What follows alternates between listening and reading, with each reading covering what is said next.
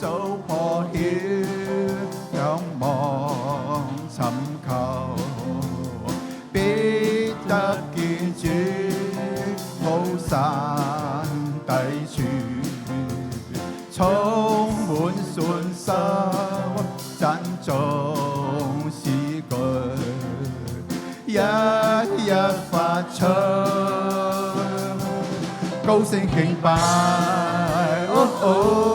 一起跳舞，宣歌響徹城的主，跪拜一生同行，一生有你作我的拯救，整個世界凡呼吸敬拜都跪拜。晚上等到清早破曉，仰望尋求，必得見主高山低處，充滿信心，讚頌詩句，一一發出，高聲敬拜，一起跳舞，宣歌響徹城的主，跪拜高聲敬拜，一生有你作我的拯救，整個世界凡呼吸敬拜都跪拜。再嚟一次，晚上等到清早破曉，仰望尋求，必得見主高山低處，充滿信心，讚頌詩句，一一發出，高聲敬拜，一起跳舞，宣歌響徹城的主，跪拜高聲敬拜，一起跳舞，宣歌響徹城的主，跪拜一生同行，一生有你作我的拯救，整個世界凡呼吸跪拜都跪拜，從白晝從唱明樂到夜深，齊和唱頌讚，磐石也歡呼，從白晝從唱明樂到夜深，齊和唱頌讚，磐石也歡呼，高聲敬拜，一起跳舞，宣歌響徹城的主，跪拜一生同行，一生有你作我的拯救，整個世界凡呼吸敬拜高聲敬拜，一起跳舞，宣歌響徹城的主，跪拜一生同行，一生有你作我的拯救，整個世界凡呼吸敬拜都跪拜。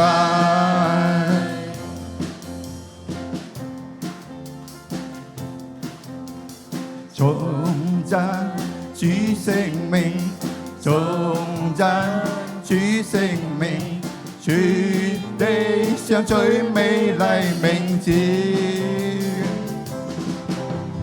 看滿天星宿，是你手所創，榮耀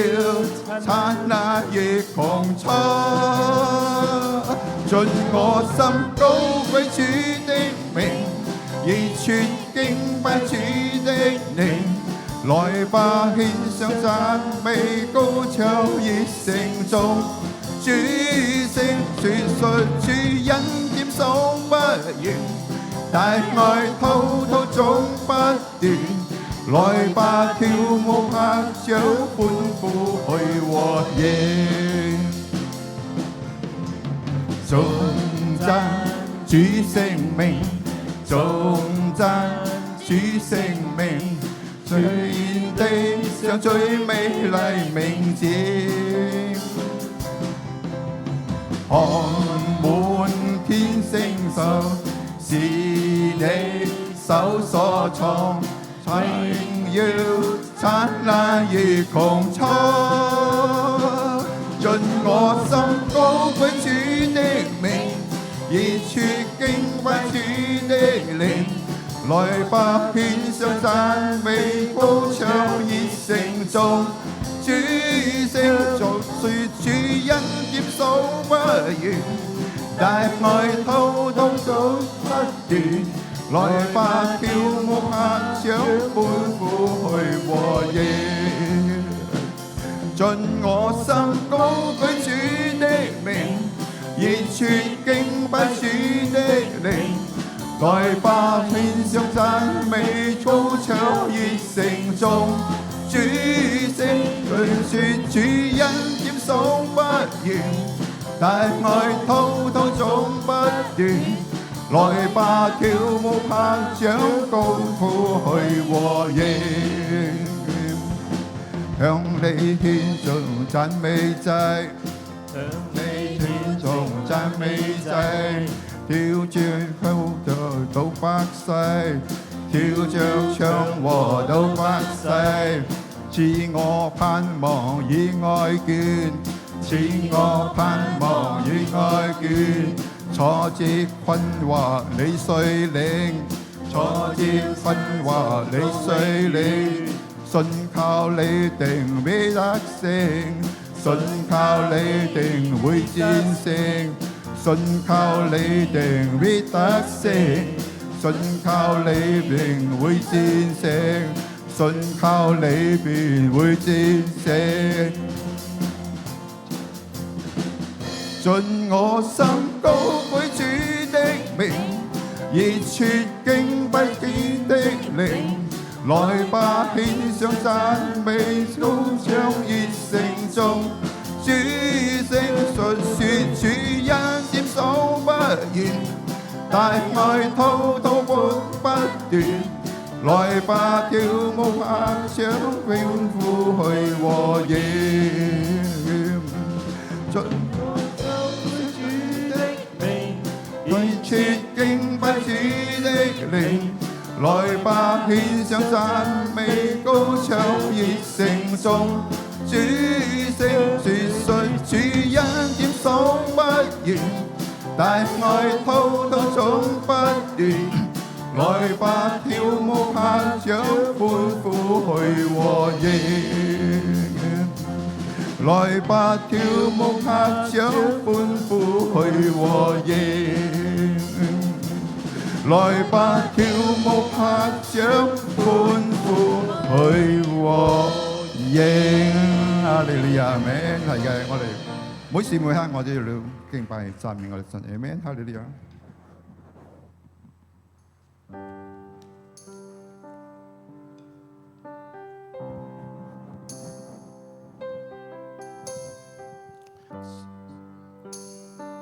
親愛主耶穌基督，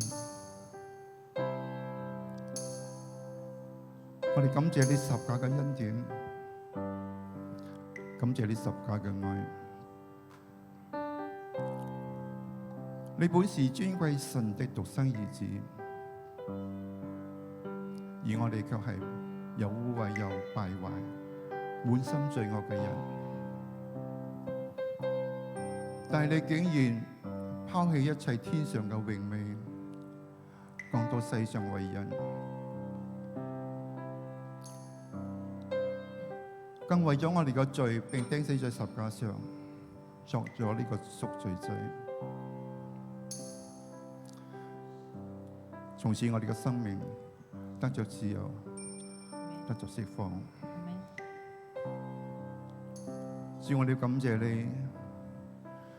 呢一份毫無保留嘅愛，呢份捨己嘅愛。這個世界上沒有再有一種愛能夠與你嚟到相比嘅。主啊，今天早上我嚟到你嘅寶座前，我要同你講，我哋願意永遠住喺你嘅同在裏。我哋一生都屬於你，不再屬於這個世界。阿們，哈利路亞。讓我哋一齊嚟到讚美我哋神，哈利路亞。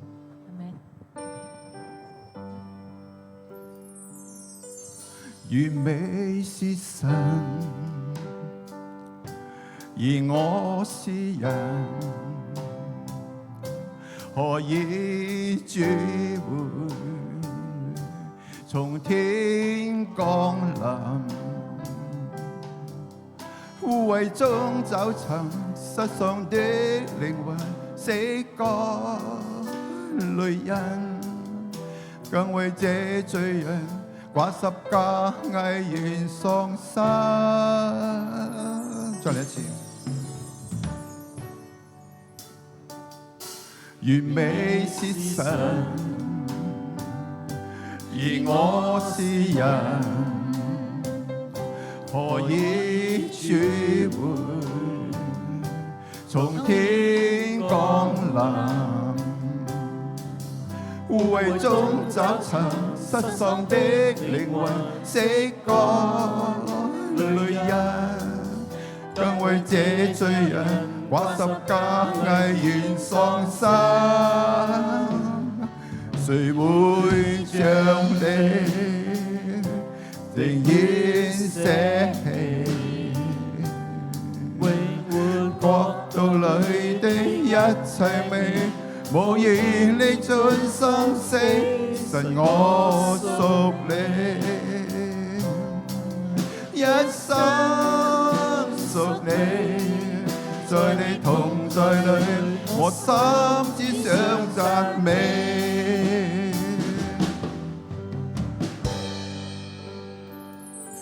完美是神，而我是人，何以主會從天降臨？污穢中找尋失喪的靈魂，死過淚人，更為這罪人掛十架危然喪生。誰會像你情願捨棄永活國度裏的一切美？無言力盡生死，神我屬你，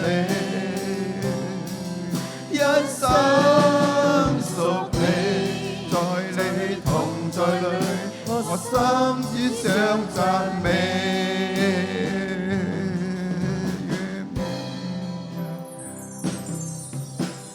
世上無論哪種愛，也未能及你的愛。晝夜隨着我，似海灰覆蓋，時刻夢寐期待，告別流浪與漂泊。如若你許可，唯願一生一世也住你居所。世上無論哪種愛，也未能及你的愛。晝夜隨着我，似海水覆蓋，時刻永未期待，告別流浪與漂泊。如若你許可，唯願一生一世也住你居所。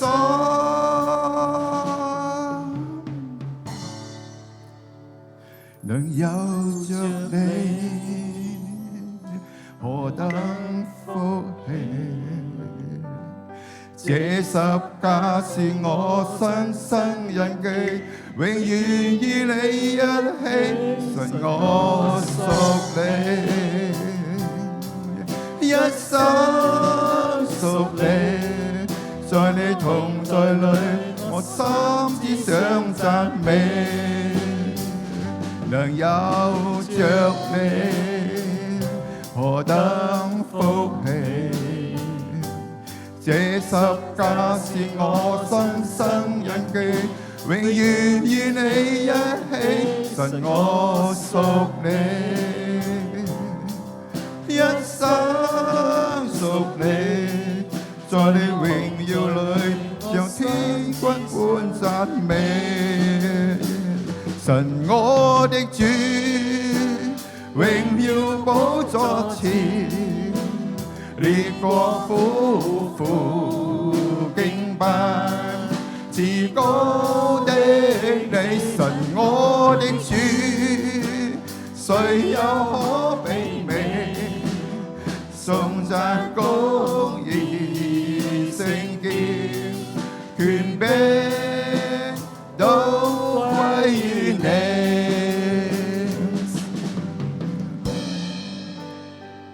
主天說數，神榮耀尊貴，造物奇妙，讓蒼生驚歎，伸手賜下，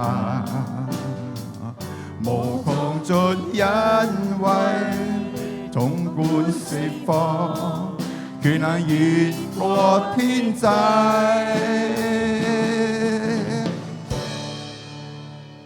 神我的主，榮耀寶座前，列國夫婦敬拜，至高的你，神我的主，誰又可媲美？頌讚公義聖潔，權柄都歸於你。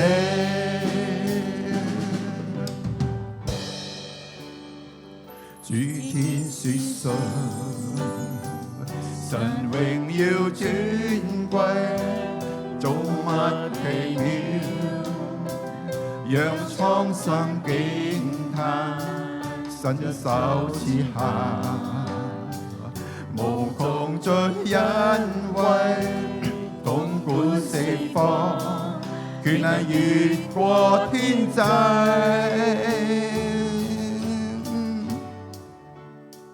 神我的主，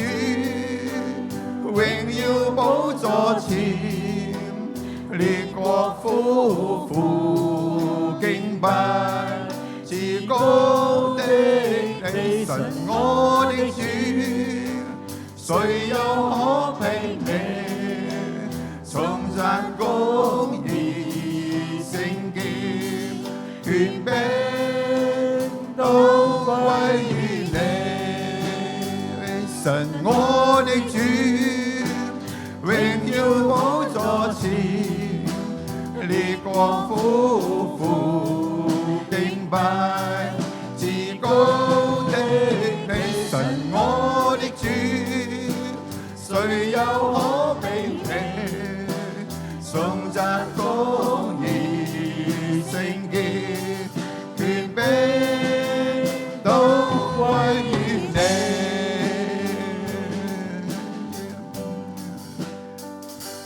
你話語創建一切，看萬有無同退位，盡力立下，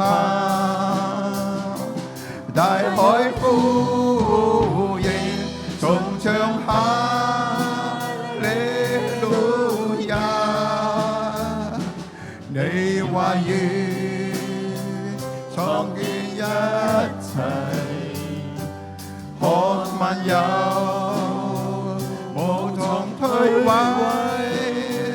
盡力吶喊，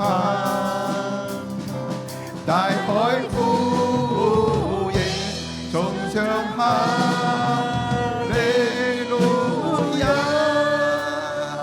神我的主，榮耀寶座前，列國夫婦敬拜，崇高的你，神我的主，誰又可媲美？頌讚公義聖潔，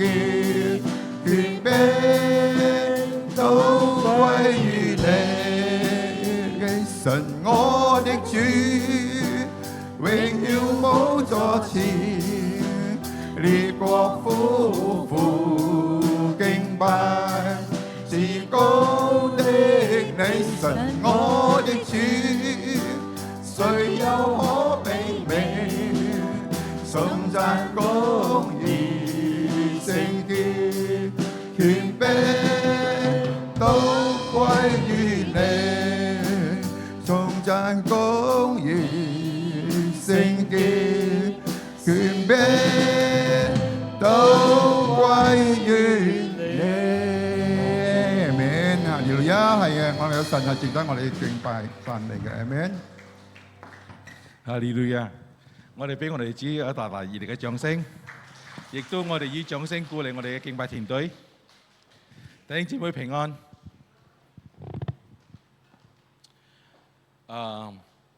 報告之前，我哋做個禱告先。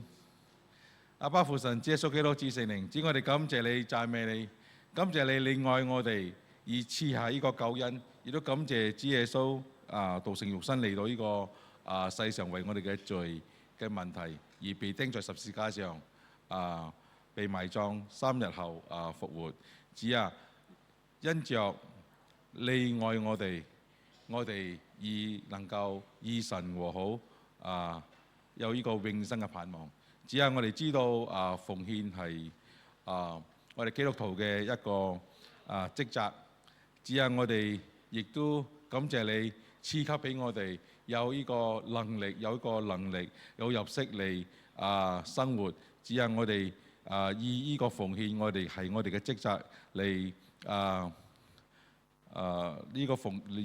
獻嚟回應你嘅愛，唔係因為係我哋一定需要做，係我哋係需要做，係個原因就係因為我哋係要感謝你。只係我哋亦都求知你悅納我哋嘅奉獻。只係亦都求知你保守教會嘅領導層都能夠好好利用呢個奉獻嚟使更加人都能夠得救。只係我哋亦都將一切嘅弟兄姊妹團有望交託，感謝主奉主耶穌得勝名祈求，阿們。我哋今日仲有一個奉獻，第二個奉獻呢係呢個宣教嘅奉獻，係將會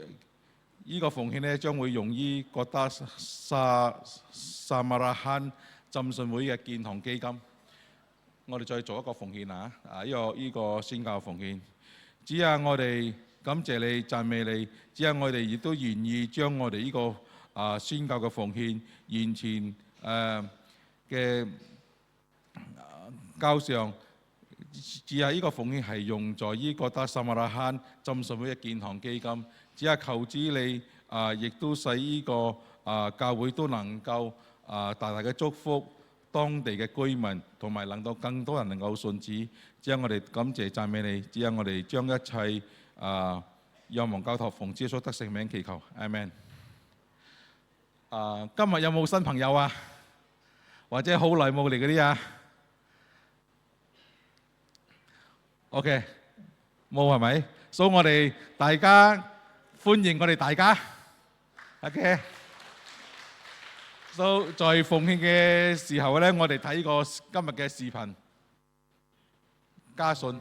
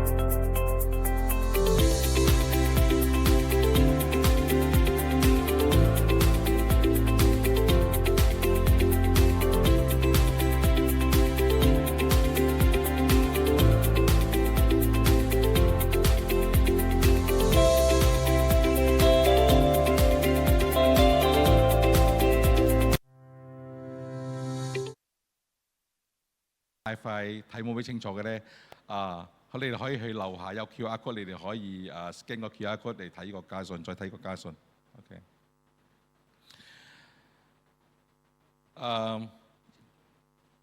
接落嚟咧係 OK， 我哋依家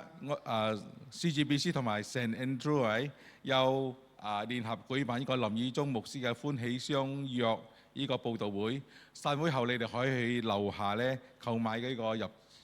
場券。OK， 所以林義忠牧師咧佢喺下個星期日咧，即係10月5號。會喺我哋嘅教會講道，鼓勵弟兄姊妹都能夠邀請你哋嘅朋友出席。下個星期咧，嗰個聚會係咪會延遲1個小時？即係講我哋平時係8點開始嘅，依家會係9點。英文堂10點嘅會改去11點。所以下個星期記得係9點開始啊嚇。OK， 聖餐咧係會推遲去本來下一個星期係有聖餐嘅，因為我哋會推遲去後個星期，即係講係10月嘅12號。OK， so 跟住咧嗰個10月6號咁啱係嗰個中秋節係咪？所以嗰個星期一咧，我哋嘅主日崇拜會休息1個星期，會暫停1個星期。OK。感謝主，今日我哋要邀請我哋嘅 Pastor Raymond 嚟為我哋今日嘅信息，唔該。大家早上好 ，Amen。記住啊，下個星期咧係9點開始，我哋都知道10月6號咧星期一係中秋節，所以我哋都鼓勵星期一出席嗰啲弟兄姊妹家人一齊嘅。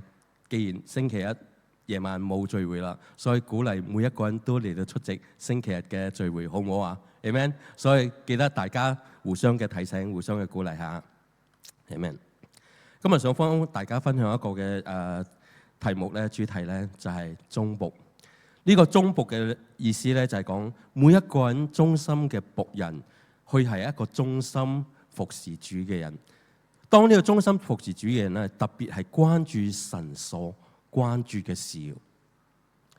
我今日想提到一個嘅人咧，一個嘅人物咧，就喺我哋周不時喺讀聖經嘅時候，好多時候我哋都略我嘅嚟到去大過，有陣時都唔能夠記得起呢個人物嘅存在，因為點解？因為佢真係喺聖經入邊出現嘅次數係非常非常之少嘅。但係今日我想透過佢嘅生命嘅見證，透過佢生命嘅服侍嚟到帶出佢嗰種嘅忠心。因為我哋每一個人都知道，忠心其實對於喺我哋日常生活當中係極之重要嘅。呢個忠心，無論喺我哋嘅感情生活裏邊啦，即係講緊喺我哋嘅人際關係裏邊啦，喺我哋嘅職場當中啦，或者喺我哋教會，我哋都知道忠心呢2個字非常非常之重要。當我哋如果失去咗呢2個字嘅話，失去咗呢個忠心嘅時候，好多時候我哋會產生壞嘅結果。所以忠心對於我哋每一個人嚟講係好重要嘅，特別係丈夫對太太，太太對丈夫都係一樣。時頭對夥計，夥計對時頭亦都係一樣。如果失去咗忠心，好多事情唔好嘅事情就會頻頻嘅嚟到去發生。所以今日我就係想幫大家講起一個人，以巴弗提。有幾多個人讀聖經入邊有記得起呢個人嘅嘛？有冇啊？呢個人真係出現喺聖經裏邊嘅。喺過去2年裏邊咧，我哋一味挑戰我哋嘅職稱，要讀完整本嘅聖經。當讀完整本嘅聖經嘅時候，我睇到呢個人物，呢個人物就不斷嘅喺我心入邊嚟到去出現。當佢出現嘅時候，我就求主主啊，你俾我睇到佢生命嘅當中嘅一啲嘅嘢，等我哋教會，等我哋自己能夠透過佢嘅生命，透過佢嘅服侍嚟到去向佢學習嘅。所以神咧就俾咗呢一方面嘅嘢俾我，所以我就喺今日嚟到希望透過我嘅分享，大家都能夠對於呢個以巴弗提呢個忠僕嚟到去更有一個更深嘅認識。聖經當中咧有一個無名嘅僕人就係以巴弗提，佢嘅平凡嘅身份咧，同埋與佢好非凡嘅事蹟咧，形成一種嘅好鮮明嘅對比嘅。即係講佢有一個好平凡嘅人，但係佢做嘅事情卻係並非咁平凡嘅。就等我哋能夠透過聖經入邊去睇佢喺邊一方面係值得我哋每一個人向佢學習嘅。所以我哋睇聖經嘅腓立比書第2章第25節。然而我認為必須差以巴弗提到你們那裏去，他是我的弟兄，與我一同作工，一同作戰的。記得啊，與我一同作工，一同作戰的，也是你們為我的需要差來服侍我的。他一直在想念你們眾人，並且因為你們聽見他病了，他就非常嘅難過。事實上，佢病得幾乎要死。然而神憐憫了他，不但憐憫他，也憐憫我，免得我憂上加憂。所以我更急着差他去，讓你們再見到他，就可以喜樂，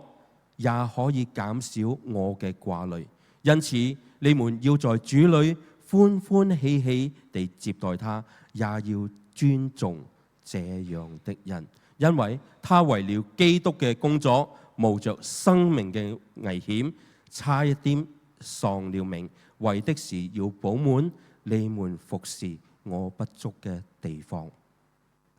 嗱，呢段好短嘅經文喺腓立比書第2章25節到30節嗰度，好短嘅幾節嘅經文啫。但係好多時候我哋讀經文嘅時候就略我嘅嚟到一下大過，甚至乎呢4個字以巴弗提有陣時我哋都唔能夠記得起，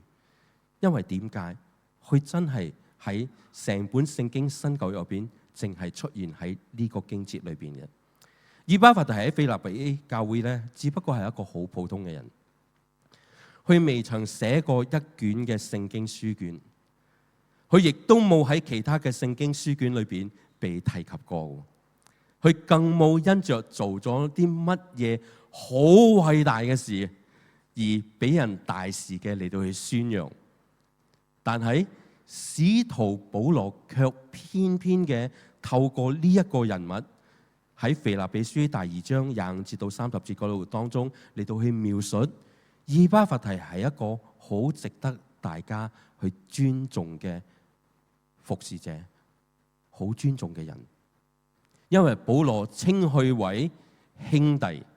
稱佢為同工，稱佢為戰友，更加稱佢為一位唔怕死嘅弟兄家人。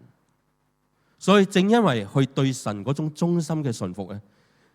促使佢就將自己最好最強嘅一面嚟到獻上俾我哋嘅神。因着佢嘅生命會帶出咁大嘅果效嘅時候，所以保羅就刻意將佢嘅名字嚟到同佢嘅服侍就記載落嚟，俾到我哋後世嘅人嚟到知道。所以盼望我哋大家都能夠透過以巴弗提呢個咁小眾嘅人物，能夠透過佢嘅生命嘅服侍，我哋嚟到去更加嘅認識。好唔好一齊低頭嚟嘅祈禱？慈悲天父上帝，我哋再次嘅把今天早上嘅信息，把今天我所講嘅、所帶出嚟嘅一切嘅真理，同埋呢位忠僕以巴弗提嘅生命同埋見證，嚟到幫各位家人嚟到去訴說嘅時候，祈求神你親自嘅嚟到向我哋嘅心嚟到去說話，親自嘅透過今天早上嘅信息嚟到翻轉我哋嘅生命同埋我哋嘅侍奉，好等我哋嘅生命有嗰種嘅見證力同埋影響力嚟到存在呢個世間裏邊，讓我哋每一個人都能夠成為主你忠心嘅忠僕，嚟到一切歸一切榮耀頌讚嚟到歸俾你。願主你親自嘅嚟到去帶領我哋以下時間禱告，係奉靠耶穌基督得勝名祈求 Amen。 嗱，中心嘅以巴弗提咧，其實有3個好獨特嘅地方，就係今日我所要帶出嚟嘅。第一個地方咧，佢就係一個好有愛心嘅人，佢總無論佢做乜嘢事都好，佢總會以別人為先嘅，以別人為出發點嚟到去為別人嚟諗嘅。保羅就視佢為一個家人，因為佢唔會為自己嘅病感到憂傷。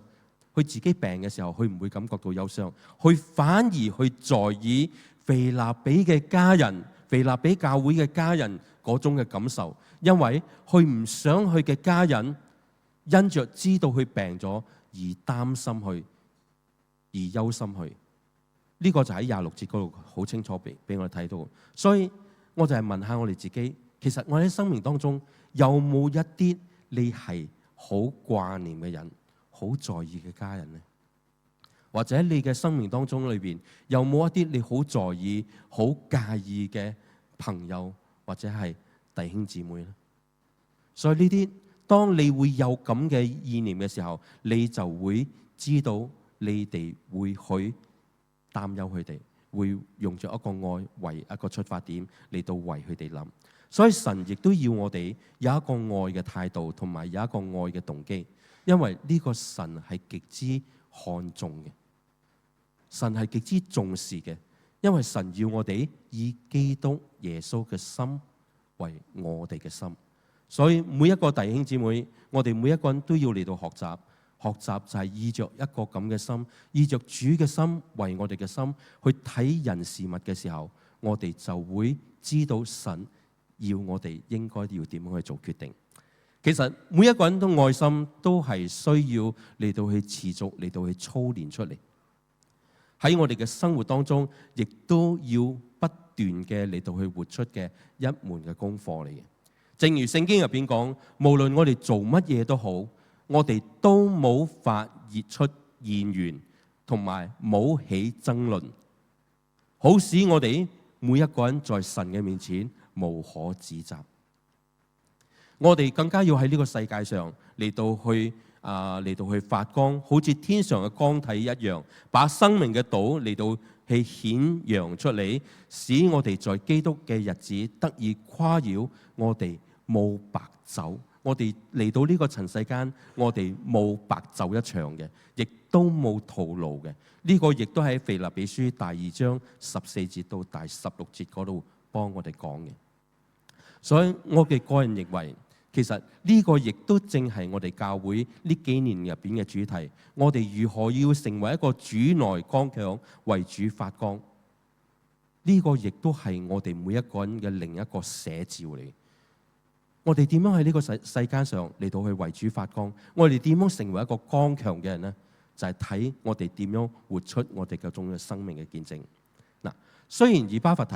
佢喺聖經入邊係一個寂寂無名嘅小眾人物，但係整本聖經裏邊咧，亦都只有喺腓立比書能夠曾經提過去2次嘅啫。但係呢一位充滿愛心嘅人咧，卻喺神國裏邊同埋使徒保羅嘅心中咧，扮演着一個好重要嘅角色。因為佢願意憑着愛心嚟到從腓立比帶上物資去到遠處嘅羅馬。其實大家知唔知道，從腓立比教會嗰度出發去到羅馬呢個地方，係需要長達1000幾個公里。我哋作係而家嘅比喻啦，1000幾個公里咧，其實有幾遠咧？就差唔多等於我哋從怡保出發去到東馬嘅砂拉越一樣咁遠。但係記得啊，呢個只不過係我帶出嘅一個點。去到咁遠嘅地方，去為咗做啲乜嘢嘢？佢只不過係為咗去探望同埋服侍當時坐緊監嘅保羅，並且成為咗腓立比教會嘅嗰種嘅信使，即係講指舊時被教會差派出去嚟到去遞送信件啊，或者遞送公文嘅人，即係好似類似而家我哋現代嘅我哋嘅 runner 啦，我哋出錢啊去叫嗰啲 runner 幫我哋代理辦理一啲嘅手續嘅嘢，或者喺 office 入邊嘅 office boy 一樣，佢只不過係咁簡單嘅工作嘅啫。但係以巴弗提，佢就為着愛心，以着愛心為出發點去看待神所賜俾佢嘅物，神所賜俾佢嘅事，神所賜俾佢嘅人，即係講成為佢嘅眼中景，心中嘅事同埋意中嘅人，即係講佢將神所賜給俾佢哋眼中嘅景象咧，同埋心中嗰種嘅事，同埋佢嘅意象當中嘅佢嘅人類出現嘅時候咧，人物出現嘅時候咧，去在意去在意嘅人，去不斷嘅嚟到去想嘅人，其實佢嘅心態其實帶咗出一個嘅真理，就係教導我哋要先學做人，後學做事。但係好多時候我哋嚟到我哋嘅世界入邊，我哋先學做事，後學做人嘅。其實個次序係掉轉咗嘅。我哋應該要先學做人，後學做事。點解我要咁講呢？因為佢嘅侍奉核心，佢要先成為一個合神心意嘅僕人，然後再去完成任務。因為人比事更為重要。佢知道人比事更為重要，所以佢就看重人。其實弟兄姊妹，事本身咧，其實係唔會帶俾我哋每一個人有回饋，最多只不過係我哋把佢嚟到做好啊，或者做晒就算。但係唯有人先至能夠因着你嘅付出，佢會對你嘅付出作出一個回饋，同埋俾你哋能夠感受到溫暖同埋感動。所以呢個就係點解主耶穌基督要我哋喺侍奉嘅時候，要周不時嘅記得我哋要在乎人多過在乎事嘅緣故。人最重要嘅，唔係喺教會入邊最重要嘅係乜嘢呢？係事工啊！事工係重要，但係事工係因為有邊個嘅存在先至會咁重要呢？就係因為有你哋每一個人嘅存在，所以呢個事先至會成為一個好重要嘅事。但係如果冇你哋嘅存在嘅話，事工有咩作用啊？冇咩作用嘅，因為都冇人，我去做咩事工，我去做咩事，有咩用咧？冇用嘅，因為都冇人。但係唯獨因為有你哋嘅存在，所以事工先成為咁重要。所以希望大家能夠搞清楚呢一方面嘅嘢。盼望我哋都每一個人都能夠時刻嘅嚟到去提醒自己，嚟到去警醒自己。凡喺處理人事物嘅時候，我哋都應該學習，好似以巴弗提咁樣，以着愛心為嗰個出發點，嚟到守住呢一份嘅初心，同埋呢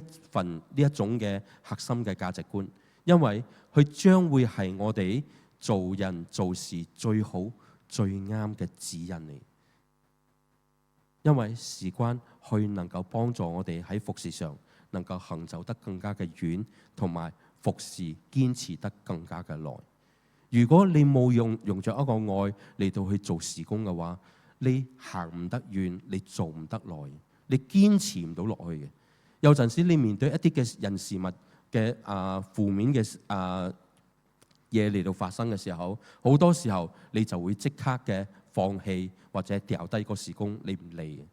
但係如果你係帶着愛嚟到去面對人事物嘅話，你就唔會咁輕易嘅嚟到放低，你都唔會咁輕易嘅嚟到放棄。所以有一日，我都曾經幫一個姊妹嚟到去傾偈嘅時候，我就問起佢：點解你總係煮食物俾人哋，即係講煮美食俾人哋食嘅時候咧，咁開心嘅你？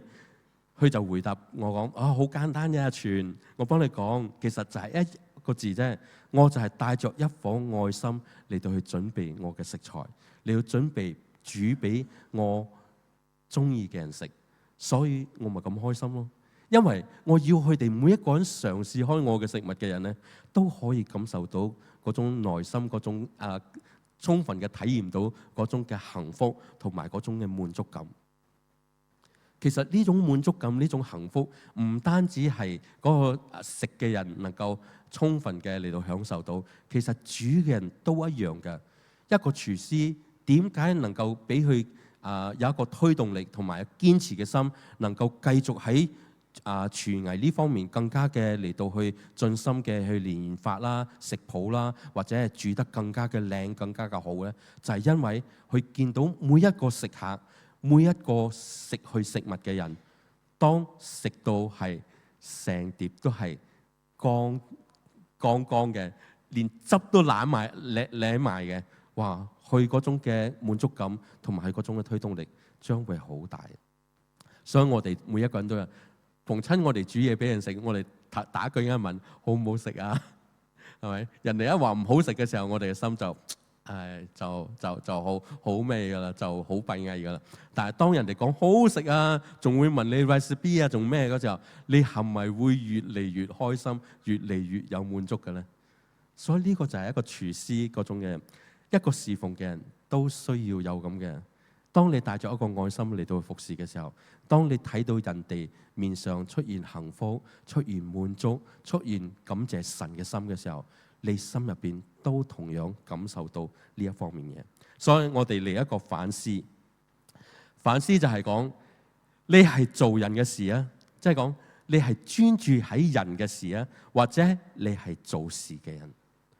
嗱，同樣係4個字，做人嘅事或者係做事嘅人。因為做人嘅事，你會專注喺人嘅身上；但係你如果係做事嘅人，你只會係專注喺事情嘅身上啫。所以腓立比書喺2章4節更加幫我哋講：我哋各人冇單顧自己的事，卻要嚟到顧及下人哋嘅事。呢個先至能夠幫助我哋真正嘅體驗到基督嘅愛，亦都能夠俾我哋所幫助嘅人，去心入邊都能夠體會到，原來基督嘅愛從我哋嘅身上嚟到去顯出嚟。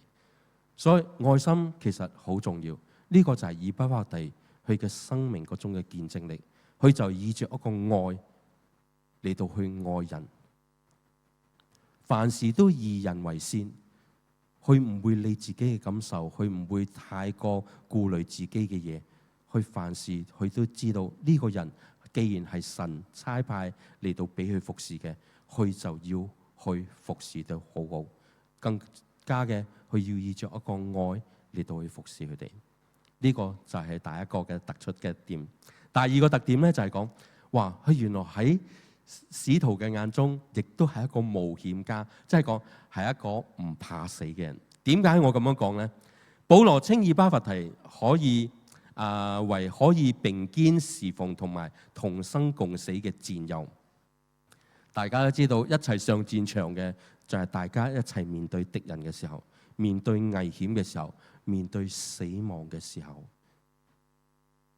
當一個戰友能夠幫你一齊嚟到去同生共死嘅時候，所以保羅去睇得出以巴弗提係一個值得嚟到去尊重嘅戰友，因為去發覺到以巴弗提，佢可以為着基督，去願意冒生命嘅危險，從腓立比去到羅馬嚟到去探監。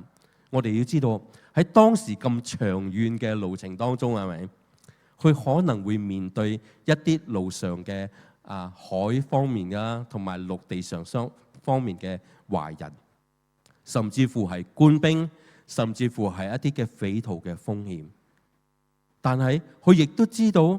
以巴弗提佢亦都知道，我係會遇到呢啲咁嘅問題，可能會遇到，可能唔會遇到。但係佢心入邊，佢內心有一個確據，就係講，佢知道神嘅同在能夠勝過一切嘅威脅。所以喺服侍當中嘅時候，佢呢個就係佢嘅安全感嘅來源，同埋能夠使到佢能夠接起呢個任務嚟到減嘅前進嘅嗰種嘅動力。佢唔會因着去要行成千幾公里嘅咁遠嘅路途，可能要坐船啦，可能要行路啦，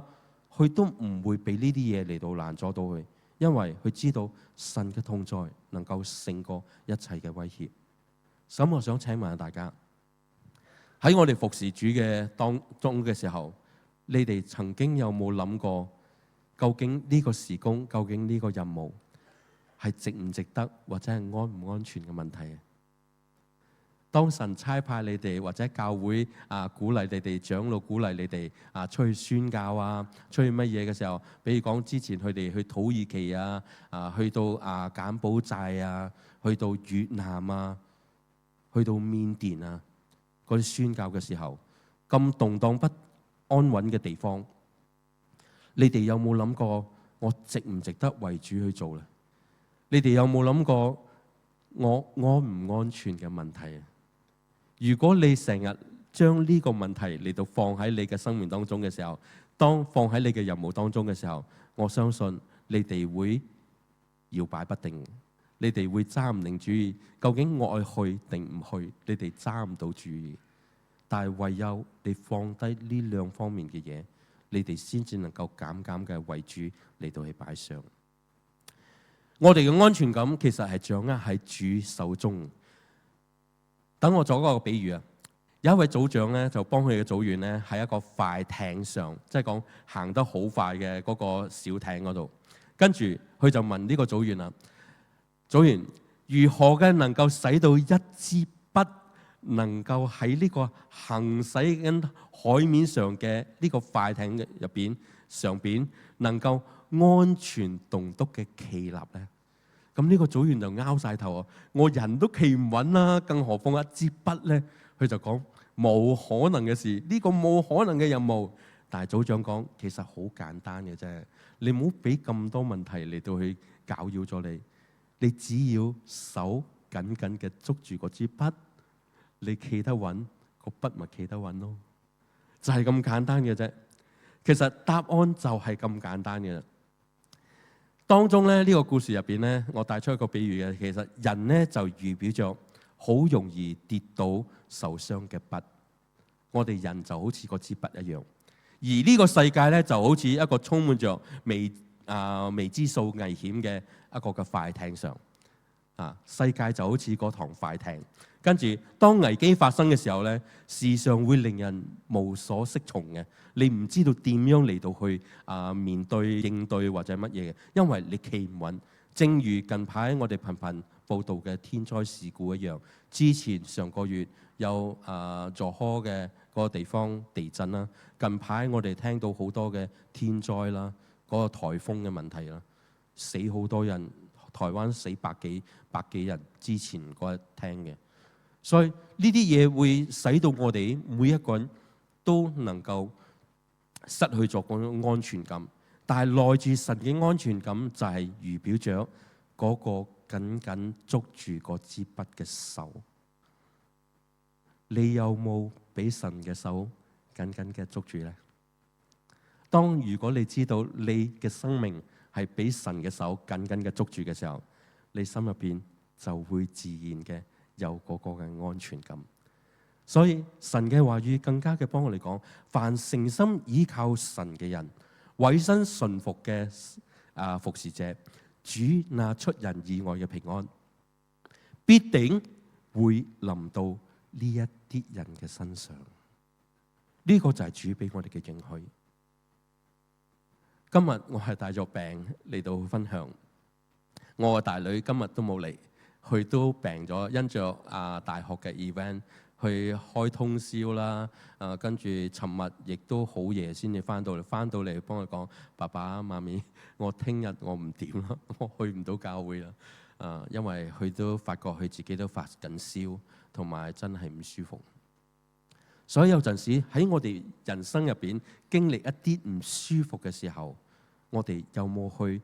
將呢個安全感嘅問題，有冇去好好嘅諗下呢？就好似我哋嘅拍攝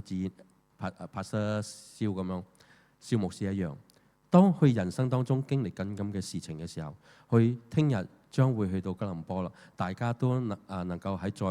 祈禱當中嘅時候，多啲紀念下佢哋，因為佢將會去吉隆坡接受治療。所以你睇佢嘅生命入邊，我曾經聽到一啲嘅弟兄姊妹講話，我哋睇蕭牧師啊，佢好似唔像一個有患上癌症嘅人，因為你睇到佢嘅服侍，你睇到佢嘅笑容，你睇到佢嘅分享，你睇到佢帶領詩歌或者係打樂器嘅時候，佢根本唔似一個有病嘅人。其實點解有陣時一個有病嘅人點解係能夠咁樣服侍？就係因為佢嘅安全感係來自於神，佢知道佢服侍緊呢一位神，所以佢心入邊會有呢個保險，會有呢個安全嚟到賜給俾佢。所以盼望弟兄姊妹大家都能夠學習嘅，透過以巴弗提呢個人如何嘅嚟到去學習，原來成為一個冒險家都唔係咁艱難嘅。因為保羅咧勸勉教會當以基督耶穌嘅心為心，跟住咧佢就提到提摩太呢個人。提摩太喺初期教會咧嘅時候咧，與佢同心同勞嘅嚟到興旺福音。最後咧，佢更加以着以巴弗提為一個例子，因為以巴弗提會為咗基督嘅工作不顧性命。換句說話嚟講咧，其實保羅係將佢自己幫提摩太嚟到去相提並論，跟住佢卻以巴弗提嚟到去跟基督嚟到作一個嘅比喻，俾教會明白原來擁有基督嘅心志嘅僕人係應該要點，應該係點樣嘅。可見使徒保羅佢對以巴弗提嘅評價係非常非常非常嘅高。教會史中咧，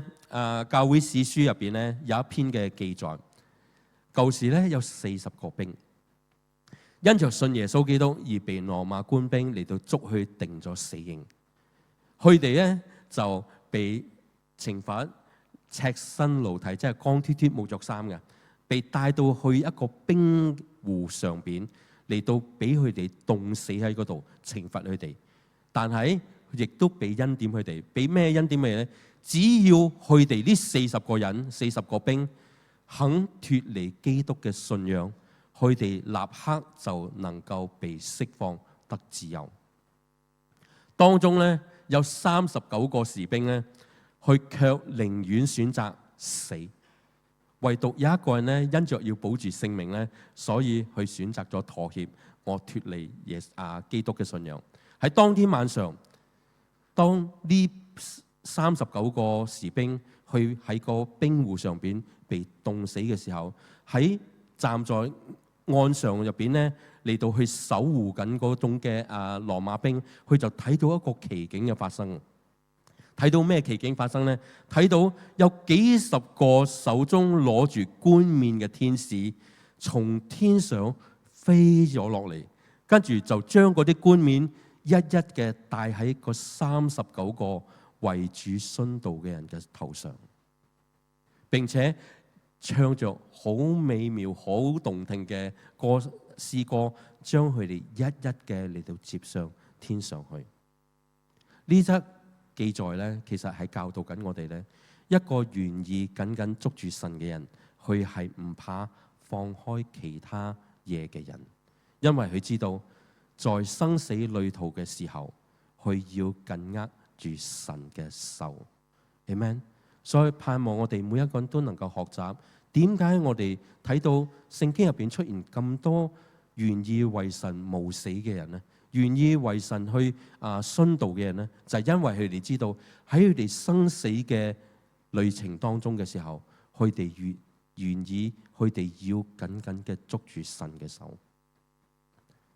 因為呢個就係佢哋嘅安全感嘅來源。所以盼望我哋每一個人都能夠理解到，以巴弗提係一個敢為主冒險嘅忠僕，佢唔會因着生命受到威脅而輕易放棄或者係退縮嘅人，因為佢知道冒險嘅意義乃是要完成神所俾佢嘅使命。正如美國近排發生嘅嗰件事，美國啱啱被刺殺身亡嘅查理·柯克嘅生命見證一樣，佢喺佢最喺佢即係講冧低個時刻嘅時候，佢仍然仲喺傳緊講基督。所以呢個係新聞嗰度報導出嚟嘅，為咗一個基督徒嚟到去宣揚出嚟嘅。喺佢被槍殺嚟到去瞓低嘅時候，嚟到冧低嘅時候，佢仲喺度傳講緊基督。點解呢啲咁嘅人會願意咁樣嚟到去為神擺上？其實無同冇只不過係一音之差嘅。即係講冒險嘅冒同埋冇嘢發生嘅冇啦嚇，係一音之差啫。冒險家咧，其實係指嗰啲完全係唔需要經歷任何嘅挫折、艱苦嘅人，唔係講佢完全唔可能發生，但係真係好少聽到咯。因為喺生活當中有一啲無可避免嘅事，總係會與我哋擦身而過嘅。冇人能夠誇口講你一生能夠平平穩穩能夠去做嘢嘅，總會有一啲嘅不如意嘅事會發生喺我哋生命當中。無論你係牧師又好，你係長老又好，你係幾侍奉幾有恩膏嘅人嘅身上都好，你總係會有一啲嘢發生喺你生命當中，無可避免嘅呢啲。但係我哋要清楚知道，你要成為神嘅冒險家，你首先你要知道你安全感嘅來源喺邊度。第三，佢嘅獨特之處咧，亦都係帶出一個佢係一個殷勤事主嘅僕人，即係講佢願意為神多行一里路嘅人。腓立比教會出於愛關心咧，於是就吩咐以巴弗提咧，把保羅所需要嘅嘢嚟到帶俾佢。請留意啊！教會唔係差派去做一啲嘅話新嘅好時工啊，或者一啲或者差派去開咩會議啊，只不過係差派以巴弗提嚟到去帶一啲嘢生活嘅所需必需品嚟到去俾保羅，一件非常非常簡單嘅嘢。一般嚟講，人總係希望被教會嚟到去挑選參與一啲比較重要或者係一啲比較有挑戰性嘅事嘅，因為佢會令到人好興奮同埋好期待。但係以巴弗提卻唔係咁樣諗喎，佢睇到教會出於愛心嚟到想幫助坐緊監嘅保羅，於是佢就好樂意嘅嚟到去接下呢個嘅任務，而且帶着保羅所需要嘅嘢就出發咗，就係咁簡單啫。雖然佢知道係一件好簡單嘅事，但係對當時嘅以巴弗提嚟講咧，佢係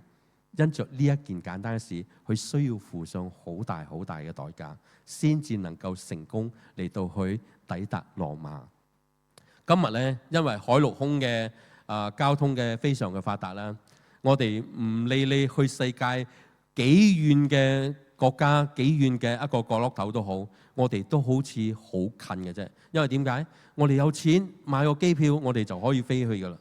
無論去到幾遠都好，坐幾耐嘅機都好，都冇相干。只要有錢就能夠解決一切。但係大家知唔知道喺當時保羅嘅時代嘅時候，如果你要從腓立比行路或者係坐船到羅馬嘅啫，即係意味咗其實以巴弗提需要用去11號車。咩叫11號車？就係佢兩隻腳嚟到去經歷一個好漫長艱苦嘅旅程。更加喺27節嗰度有提到以巴弗提其實喺當中嘅時候，佢都病得好重，幾乎要死啊！保羅睇到佢咁樣，就想盡快嘅打發佢翻到去腓立比去。點解以巴弗提仲選擇繼續停留喺羅馬嗰度呢？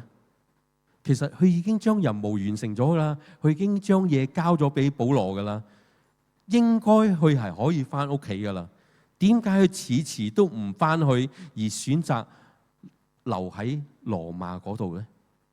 ？30節好清楚嘅嚟到向我哋講明開其中嘅原因，因為佢為咗基督嘅工作冒着生命嘅危險，差一啲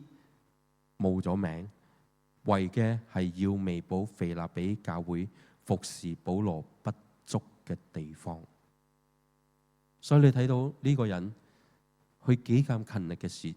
嚟到去服侍主，服侍主所看重嘅人。因為當佢發現到、去了解到保羅嘅需求之後，佢就立定一個心志啦。佢講：我要留低落嚟到去服侍保羅，因為佢冇稍為嘅嚟到考慮過自己嘅需要同埋自己嘅身體狀況，究竟係應付唔應付得到嘅問題。顯然嘅，我哋睇到佢呢個舉動呢，我哋睇到一方面嘅嘢，就係講去睇保羅比佢自己更為重要。佢嘅服侍係出於甘心樂意嘅，佢嘅服侍係唔求回報，因為佢只求成為他人嘅祝福，成為保羅嘅祝福。請問我哋每一個人，你是否喺服侍嘅當中，你願意以着咁嘅態度去服侍嘅？所以呢個問題，我哋要問下我哋自己。曾經亦都有一個牧者幫我提起一件事，喺幫我傾偈嘅時候，佢幫我提起教會嘅狀況。佢講：我教會入邊有3種服侍態度嘅同工。第一種心態嘅人呢，就係講大部分呢都係將教會所託付俾佢嘅工作啦、任務啦，就敷衍了事嘅，即係簡簡單單啦、千千差差啦，做咗就算噶，甚至到最後反而不了了之嘅啫。呢一班同工呢，其實係一啲冇心嘅，同埋一啲唔負責任嘅。但係第二種嘅人呢，佢講呢一種同工呢，佢係有責任感嘅，佢總會盡力嘅嚟到去完成教會所託付俾嘅任務。而第三種人呢，最為特別嘅就係講，佢唔單止會把份內嘅事情嚟到去辦妥，而且佢仲會連份外嘅事情都願意主動嘅嚟到去做，樂意為神為教會嚟到獻上嘅人。因為呢一班人去明白到真真正正嘅忠心，其實唔係自己有幾厲害，而係自己有幾願意去服侍。所以呢一位牧者幫我講，佢非常嘅珍惜同埋感恩呢種第二種同埋第三種嘅同工。呢位牧者所提到嘅第三種人呢，其實係好少見，喺教會當中係好少見。而以巴弗提咧，正屬於呢一種嘅人。雖然佢已經完成咗教會所託付俾佢嘅任務啦，同埋使命啦，但係因着當佢睇到保羅嘅需要開之後，佢唔忍心掉低保羅，結果佢就做咗超過佢份內當做嘅事，後來仲得到重餅，以致到佢翻屋企嘅日期再次嘅被耽誤咗添。所以保羅稱以巴弗提為同工，因為佢非常嘅似保羅，佢唔會因着身體上嘅嗰種嘅軟弱經歷或者係逼迫去而選擇放棄服侍主同埋服侍人。咁又問下我哋自己啦，你是否又喺孤單疲累服侍嘅時候，你心中隱約嘅，即係講隱隱約約嘅出現咗埋怨過神或者係埋怨過人嘅事情？你有冇曾經有過咁嘅念頭呢？希望大家冇啦。希望大家嘅安全感，希望大家嗰種嘅殷勤，希望大家嗰種嘅愛，都知道出發點乃是係為咗服侍神。我哋為嚟為去都係為咗神嘅緣故嘅，所以我哋先至願意咁樣嚟到去擺上。所以我嘅結論就係，被稱為忠僕嘅人，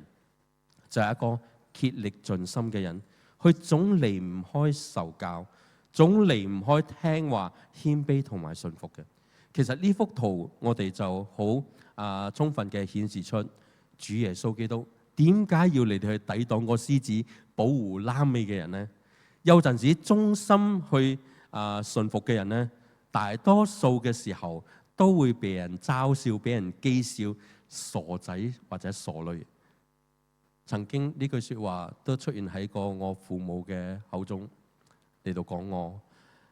傻仔傻女。但係當你願意忠心嚟到去做嘅時候，你會清楚知道，我哋事實唔係因為我哋傻，係因為我哋心中入邊有好大好大嘅肯定，我哋好清楚嘅、好清醒嘅知道自己為主嘅付出係啱嘅，係值得嘅。Amen。所以我個人相信，我哋嘅主耶穌基督其實唔係需要一個完美無瑕嘅人，佢所需要嘅，佢嘅僕人係一位願意真誠跟隨佢嘅門徒。因為忠心服侍神嘅人，通常會係一個侍奉嘅先驅，即係講佢乜嘢事都唔介意主動去實行同埋去嘗試嘅。保羅講咁樣嘅人應該係受人尊敬，呢個亦都係以巴弗提忠心服侍嘅生命見證。所以弟兄姊妹，喺今天早上，我就想問下大家，你是否願意喺某些你未曾接觸過嘅侍奉領域，為主作帶領者，或者係做嗰個開路先鋒呢？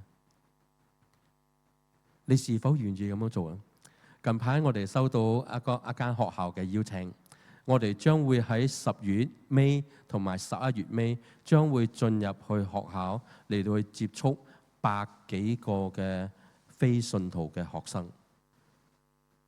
所以讓我哋能夠帶着一個種嘅影響力，帶着一種嘅嗰種嘅正確嘅嗰啲價值觀嚟到去幫助呢一班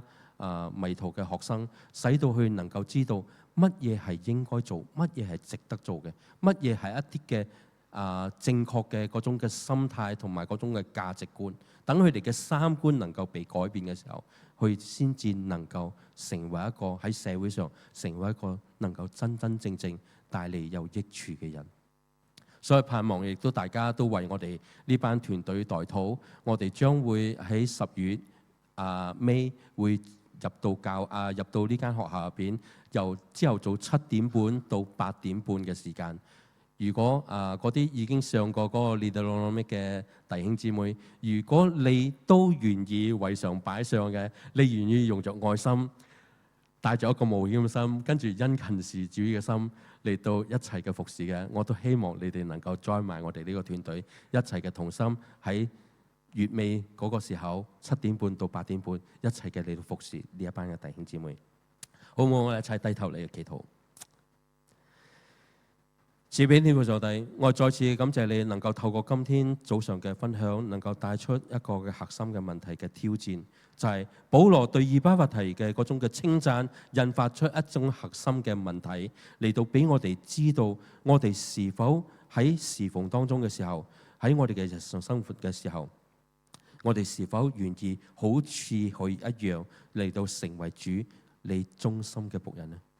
喺今日嘅世界當中，我哋時常都會去追求我哋嘅名利成就啦，或者追求我哋所需要嘅嘢，但係我哋卻往往忽略咗真真正正嘅忠心事主。以巴弗提嘅故事正好就係提醒我哋每一個人都要嚟到回歸我哋嘅初心，嚟到一齊嘅同心嘅嚟到去事主。忠心真正嘅意義其實唔係單單係為咗完成任務。佢更加要喺幫助我哋要明白到喺小事上，我哋要獻出對神嘅敬畏同埋嗰種嘅愛。而我哋透過以巴弗提嘅忠心嗰種嘅能夠體驗到，去對神你係全然嘅信服，亦都能夠對弟兄嗰種嘅無私嘅關愛。呢種忠心就係神你所喜悅嘅。求神你幫助我哋每一個人都能夠成為一個有愛心嘅服侍者，能夠為主去面對一切挑戰嘅服侍者，亦都能夠成為一個殷勤事主嘅服侍者。再次嘅把我哋弟兄姊妹，把我哋嘅家人完全恭敬交託仰望禱告，係奉靠耶穌基督得勝嘅名祈求，Amen。願神賜福大家。